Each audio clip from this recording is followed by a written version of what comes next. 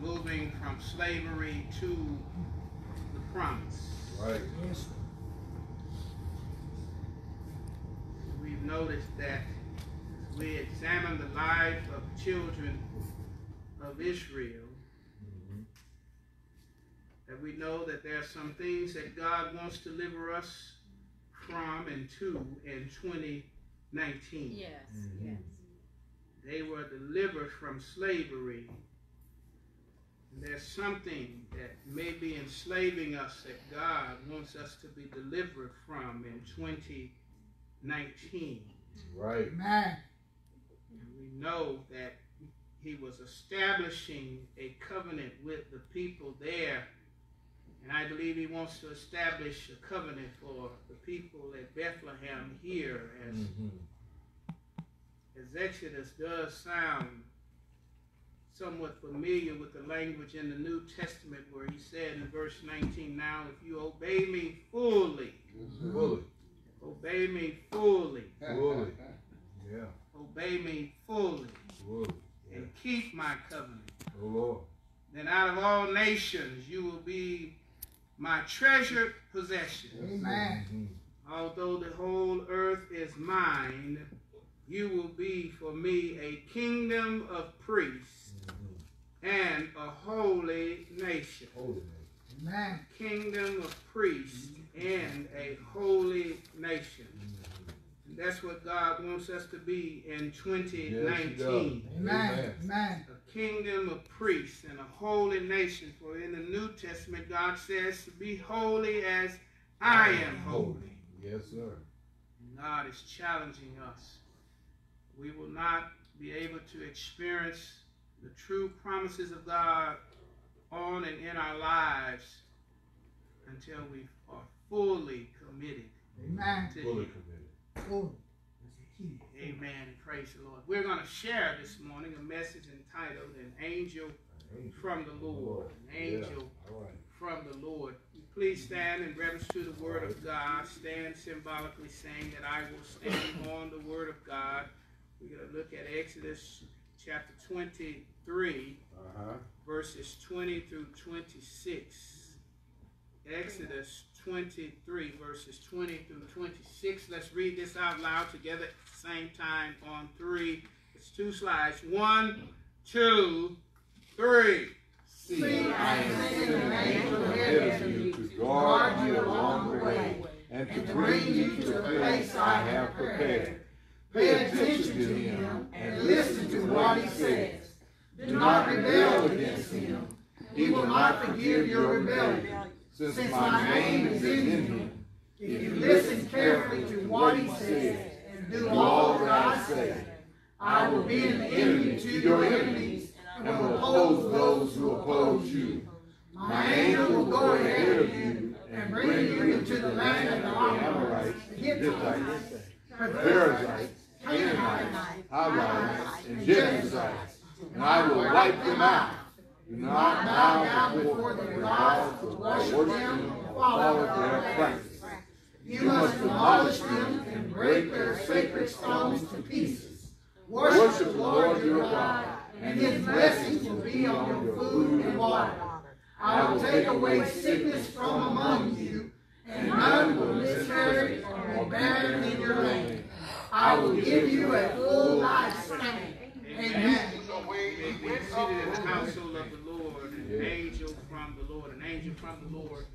We're going to talk on around 3 points as the Holy Spirit gives us utterance. We want to talk about an angel of might, an angel of message, and an angel of manifestation. An angel of might, an angel of message, and an angel of manifestation.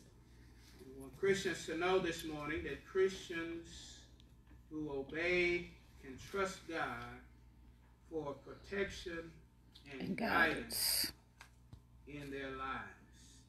Christians who obey God can trust God for protection and guidance in their life. We're going to look at this brief video and then get into the Word. John 14:22 really bothers some people. John 14:22, here's what it says. Lord, how is it that you will manifest yourself to us and not to the world?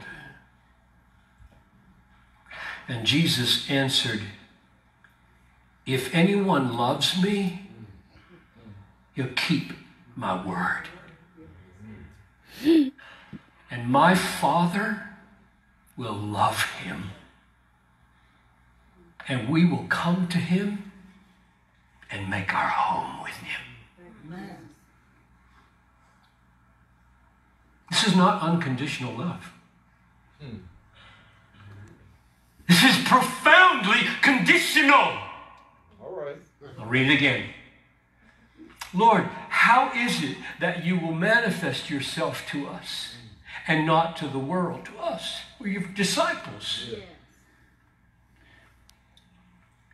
If anyone loves me, he will keep my word. You will. All right. And my Father will love him in a way that he doesn't love everybody.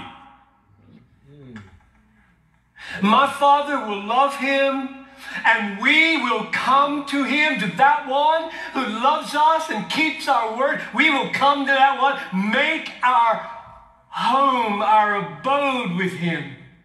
There is an experience of intimacy and at homeness with Jesus and the Father that comes only through obedience. Yes. Yes.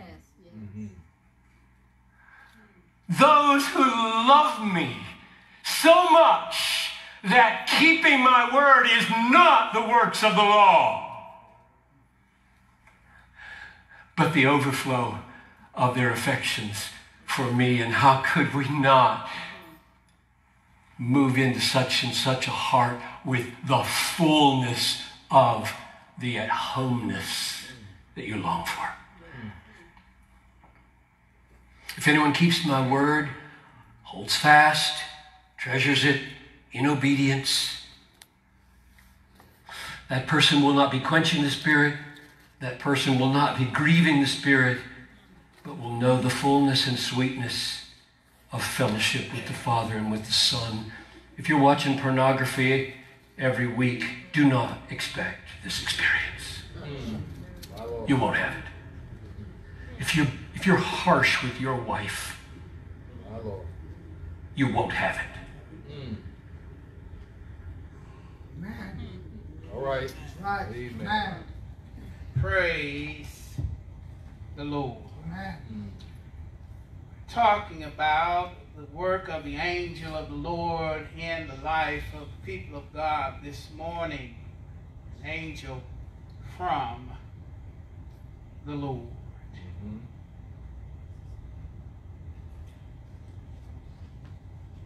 I can remember it was about 15 years ago on a Mother's Day.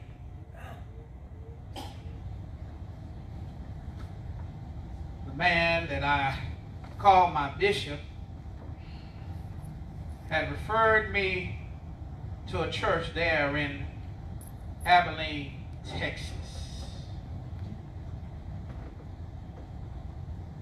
And this was what they called a view to a call. View to a call. And I can remember on that Mother's Day, the miracle that happened on that Sunday. Because on that Sunday, a church that was deeply divided came together as one. And that church would, after that Sunday, on a Tuesday night, would vote to call me as their pastor. All right. What was unique about that Sunday, and you got to remember, I'm not the man that I am now. Nobody really knew who I was not known as a preacher. Most churches they call a pastor, wanted somebody with experience, and I didn't have any of that. But again, God showed up that Sunday morning. And he did a tremendous miracle that changed the course of my life now forever. Amen. All right. But the reason I'm telling you about this story is that not of the work that God did on that Sunday morning, but I'm telling you this story because of the work that God did about 1:20 that Sunday morning after church. They were driving me in the car, and a car came up on the freeway, and it almost sideswiped that car that I was in, and the driver of the car swerved and tried to make sure that this car wouldn't be hit, because after all, in their mindset, their future pastor was in the car, and I can remember folks saying that at the end of their life, at dangerous points in their lives, that their life slows up and began to repeat itself in slow motion. And at that time, my life flashed before me in slow motion as the car swerved and hit the side of the bridge. It was about to go over the bridge, over the side of the bridge. And essentially at that point in time, my life was over. All right. Wow.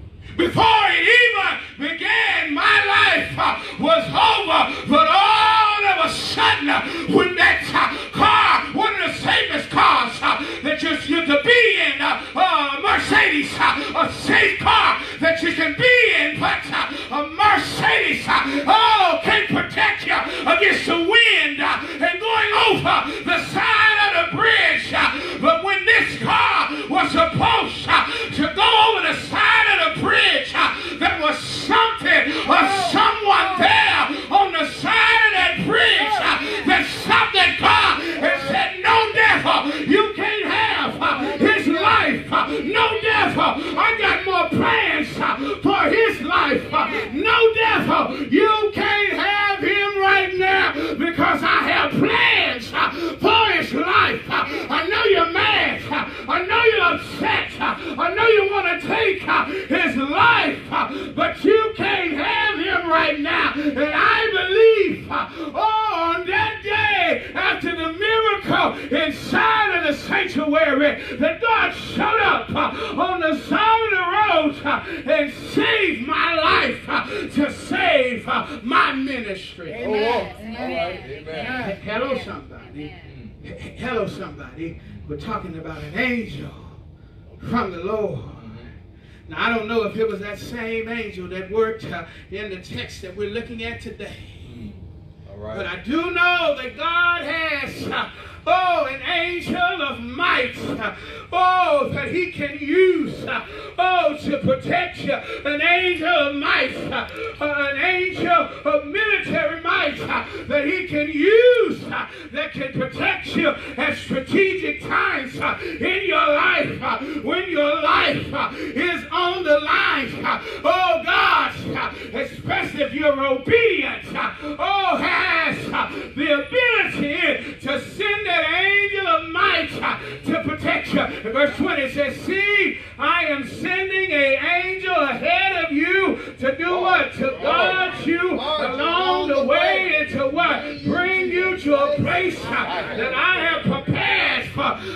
That devil didn't know this 6. That devil didn't know that God had sent an angel before me to guard me. Oh, that God had sent an angel, oh, to a place that God had prepared for me. Oh, and because he sent that angel, guess what? I stand here today, and the words that I whisper in Bethlehem echo as far as India, as far as the UK, as far as heard from somebody from Johannesburg, oh, South Africa, yesterday, because of what God is doing in the life of that man that the devil tried to steal his life on that day. Hello, somebody. And the same God that worked for me, oh, if you obey him fully, can work for you and can send an angel before you. You heard me pray all the time. I prayed it for Terry this morning. Oh, that God would send an angel before us to make the rough places smooth, to shatter the doors of bronze, to cut through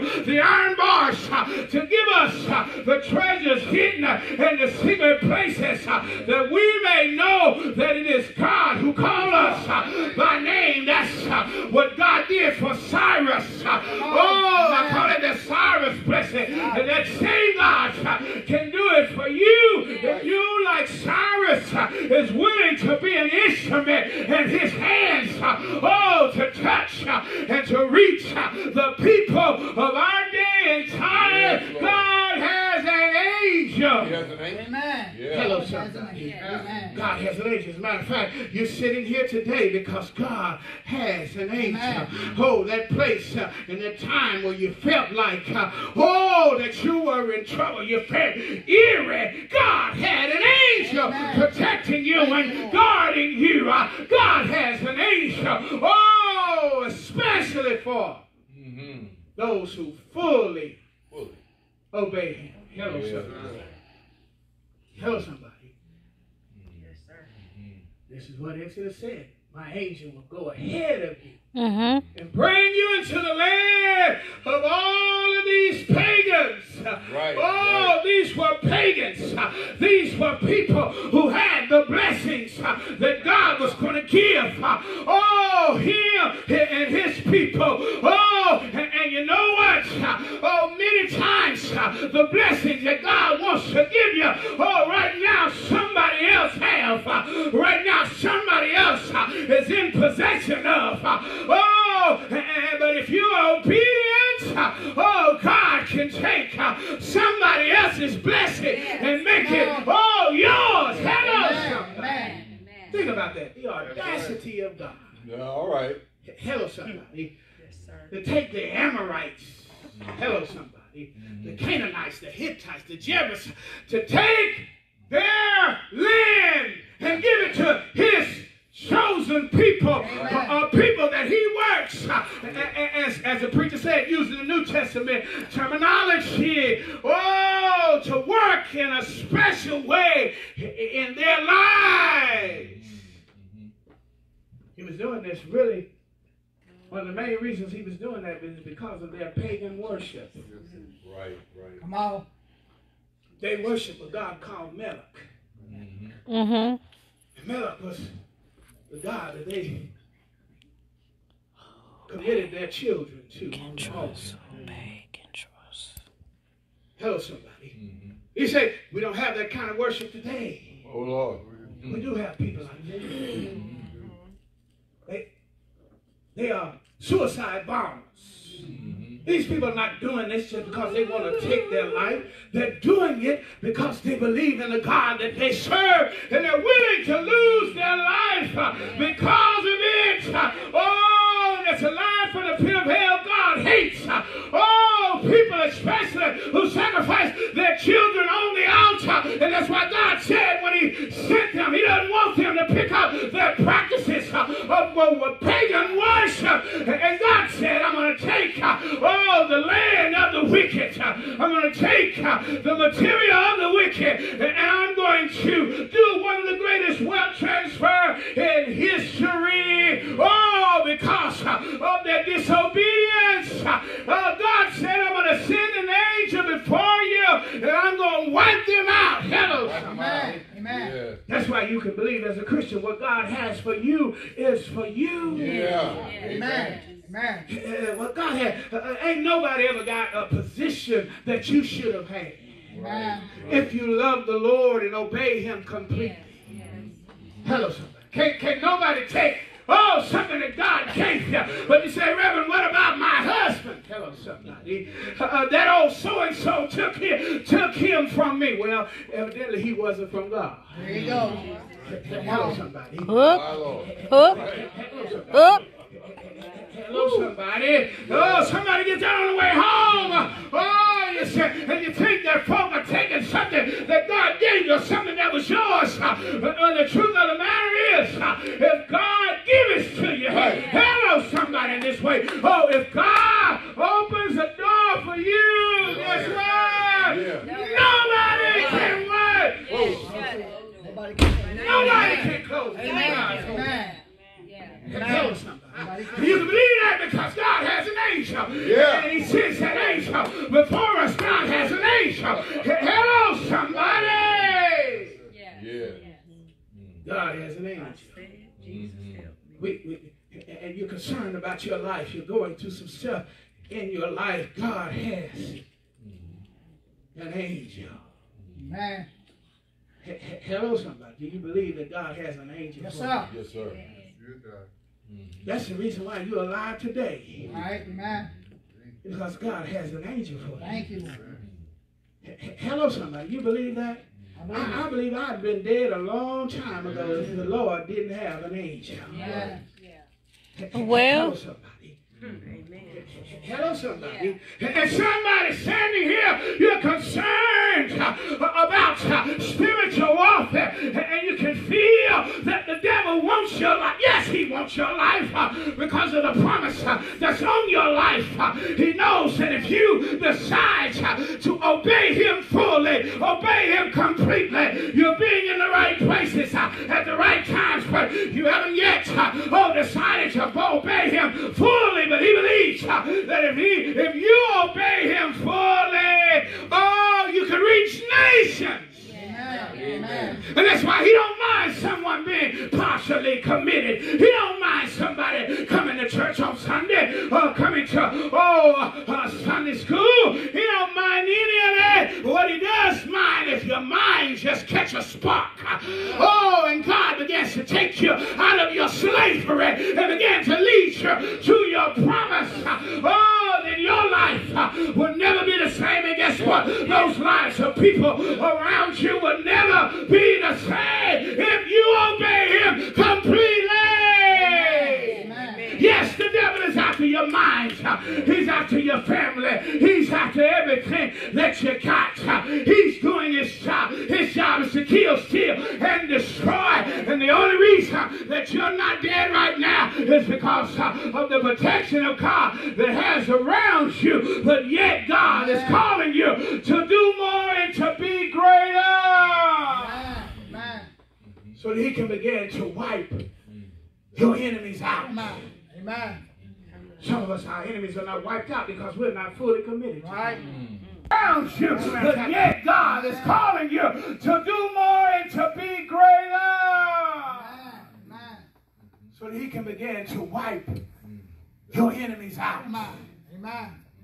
Some of us, our enemies are not wiped out because we're not fully committed. Right. As a matter of fact, the people in this text wouldn't get to really experience this to the fullest. It would be, in Sunday school, we talk about a legacy. It would be the legacy that did it because they came along and decided to obey God completely and decided to take God up at his word.